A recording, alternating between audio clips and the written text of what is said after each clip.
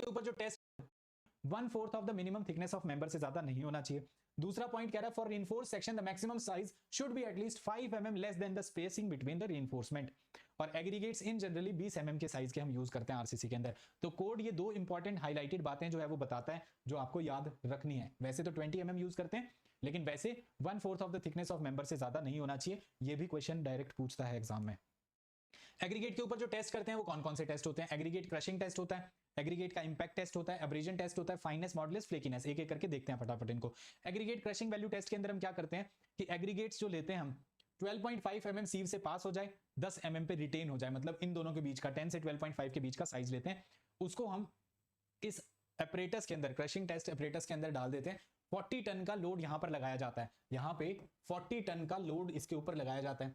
40 ton का load लगाया, फिर उसके बाद इन एग्रीगेट्स को सीव कर लिया, सीव किया 2.36 mm की सीव से। जितना वेट उससे पास हो गया अपॉन ओरिजिनल वेट कितना था, कितना आपने ओरिजिनल वेट लिया था और कितना 2.36 mm की सीव से पास हो गया, तो ये आपको बताएगा एग्रीगेट क्रशिंग वैल्यू। एग्जाम में क्वेश्चन क्या पूछे जाते हैं, हर बार पूछे जाते हैं एग्रीगेट क्रशिंग वैल्यू। जो अगर पेवमेंट कंस्ट्रक्शन में इस्तेमाल कर रहे हैं, रोड बना रहे हैं, एयरफील्ड बना रहे हैं अगर आप, तो उस केस में यूज होगा कि एग्रीगेट की क्रशिंग वैल्यू जो है 30% से ज्यादा ना हो, बाकी किसी कंस्ट्रक्शन में 45।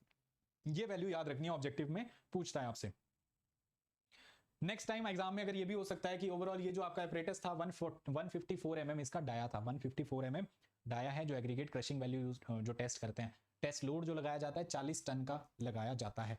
दूसरा आता है aggregate impact test. Impact test के अंदर यहाँ पे ये इंपैक्ट टेस्टिंग मशीन के दो हैंडल्स होते हैं, इनको पकड़ के ऊपर लेके जाते हैं, तो यहाँ जाते ही अपने आप ये फ्री फॉल से गिरता है। तो 15 बार इसको गिराना होता है, 38 सेंटीमीटर की हाइट से गिराते हैं और लगभग 13 या 14 के बीच में इसका वेट होता है, 14 केजी इसका वेट होता है। तो 14 केजी के वेट को 15 बार स्पेसिमेन के ऊपर गिराएंगे, फ्री फॉल करवाएंगे 38 सेंटीमीटर की हाइट से। तो ये याद रखना है, 14 केजी वेट होगा, फ्री फॉल हाइट होगी 38 सेंटीमीटर, 15 नंबर ऑफ टाइम्स उसको गिराएंगे। फिर उसके बाद 2.36 mm की सीव से इन एग्रीगेट्स को सीव कर लेंगे। जितना वेट पास हो जाएगा, मतलब इस इंपैक्ट के कारण कितने पार्टिकल्स टूट गए जो 2.36 mm से छोटे हैं, तो वो वैल्यू डिवाइडेड बाय ओरिजिनल आपने कितना मास लिया था, वो आपकी इंपैक्ट वैल्यू आती है।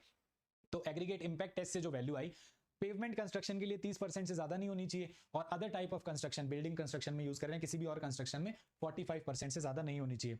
नेक्स्ट आता है हमारे पास एग्रीगेट का एब्रेजन वैल्यू टेस्ट। एब्रेजन मतलब अगर उनके ऊपर रबिंग होगी, एब्रेजन होगा, स्क्रैच लगेंगे, तो उसको वो कितना रेजिस्ट कर सकता है। तो इसके लिए जो मशीन यूज करते हैं वो यूज करते हैं Los Angeles abrasion test.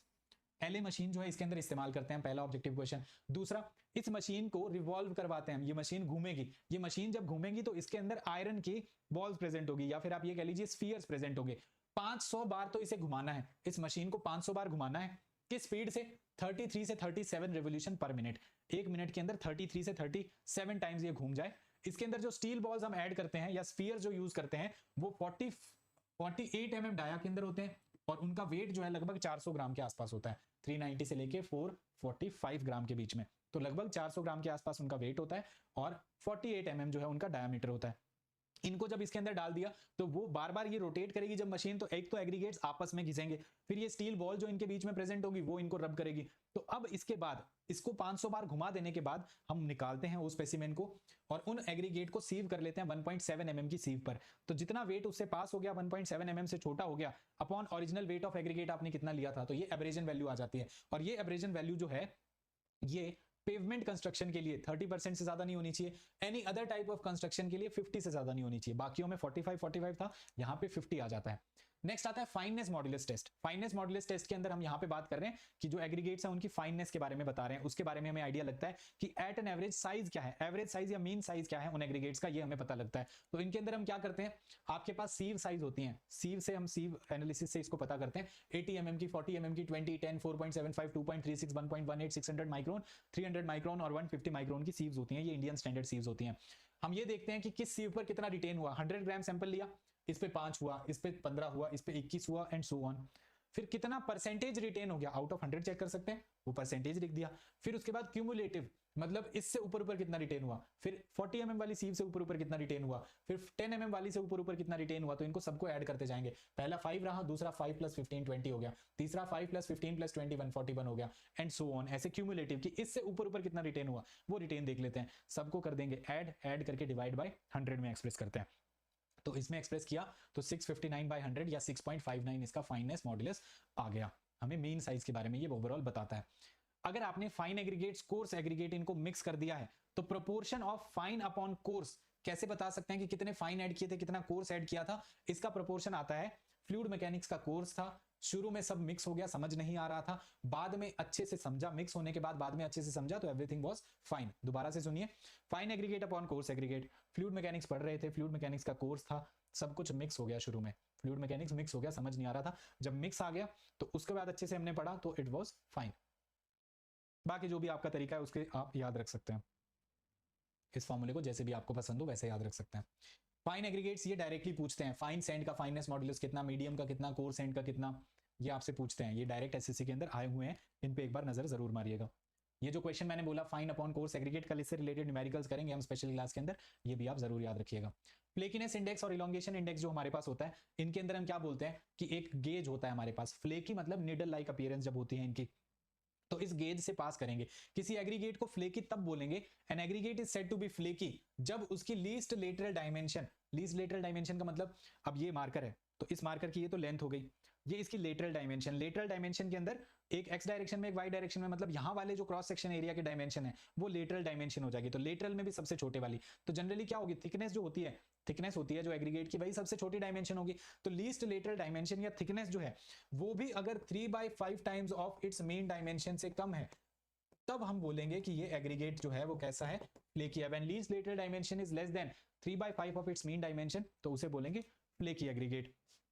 Next elongated की अगर हम बात करें तो इलोंगेटेड एग्रीगेट्स वो होते हैं जिनकी लॉन्गेस्ट डायमेंशन क्या होगी, लेंथ ही तो होगी, when it's longest dimension is also greater than 1.8 times of its mean dimension, तो हम उसे क्या बोलेंगे, इलोंगेटेड एग्रीगेट, तो उसे इलोंगेटेड एग्रीगेट बोलते हैं। इलोंगेशन गेज जो है इसके अंदर इस्तेमाल होता है कुछ इस तरीके से, तो दोनों की बातें क्या है, देखो दोनों के अंदर क्या लिखेंगे, इससे तो वो पास हो जाना चाहिए, मतलब 3/5 ऑफ मीन साइज से भी अगर छोटा है तो इनसे तो पास होना चाहिए और इनसे वो बड़ा होना चाहिए, तभी तो हम बताएंगे कि इस गेज से अगर वो बड़ा है तो उसकी वैल्यू एक्सप्रेस की जा सकती है यहाँ पे। So this test is not applicable for the aggregates having size less than 6.3 mm. In order to perform this test, sufficient quantity of aggregates are taken such that 200 piece हमने ले लिए, 200 piece हमने ले लिए, तो उसके बाद weight of aggregate passing through slot of thickness of gauge, ये जो भी थिकनेस दे रखी है 12.5 से 10 वाली, 16 से 20, 12.5, 20 to 16 एंड सो ऑन, इनसे तो पास करवाएंगे। अगर फ्लेकीनेस इंडेक्स बताना है तो इनसे तो पास करवाएंगे, इससे पास होगा। और इलोंगेशन कितना बड़ा है, longest dimension is greater than 1.8 times of mean dimension, तो इसके अंदर जो रिटेन हो रहा है उसकी बात करेंगे, तो weight of aggregate retained on that length, कौन कौन से इस लेंथ पे रिटेन हो गए, तो वो इससे हम चेक करते हैं। इनकी अगर हम बात करें तो flakiness index value for concrete should be less than 35% और पेवमेंट के लिए ये वैल्यू जो है वो 15% से कम रहनी चाहिए। एडमिक्सचर्स पढ़ना चाहते हैं आप या नेक्स्ट में पढ़ना है? एडमिक्सचर्स फटाफट